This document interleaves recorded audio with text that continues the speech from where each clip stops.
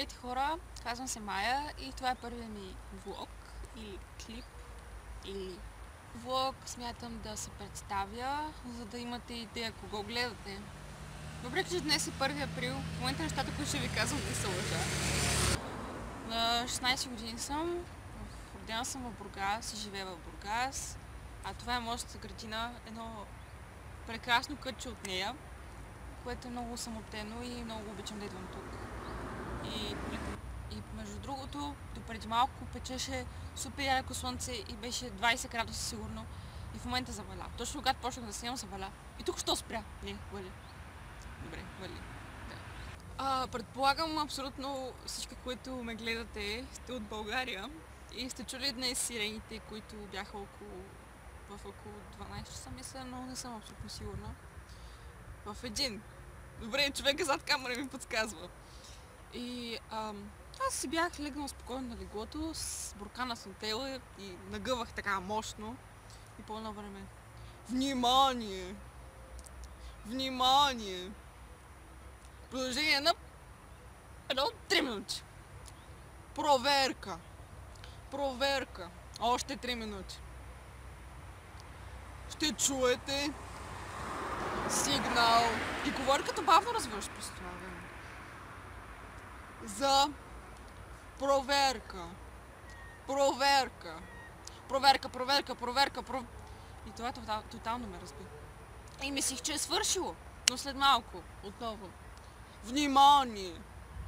Край! Край! И край се повтаря 15 пъти. Край! Защо трябва да слушаме тези сирени, като те предполагам, че никога не се използват. Не знам, не съм била участничка в природно бедствие, но предполагам, че не се ползват особено много. И трябва хората, докато си почуват, че се нагълват на тела, да им пускат сирените. И слънцето преди малко пекна, но пак залез.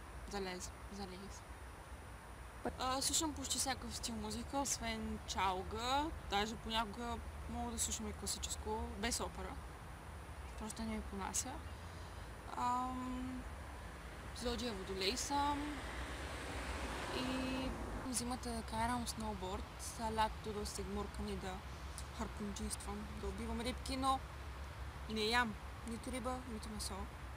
Просто не ми е вкусно, не че никога не опитвайте шоколад 47%. Отвратително е. Не беше 47, 74. Никога не опитвайте шоколад 74%. Отвратително. Това не е шоколад, това е друго. Много искам да се науча да карам waveboard и смятам това лято да пробвам. Хора, смятам това да е за първия ми клип. Не казах нищо особено, стана ужасно, но все пак ще го кача. И слънцето точно когато спрях да снимам, точно когато ще спра да снимам, грейна в очите ми.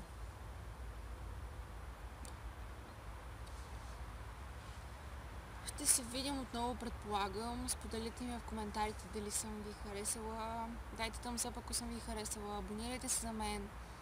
И ще продължавам, предполагам, да снимам по-интересни клипове, обещавам.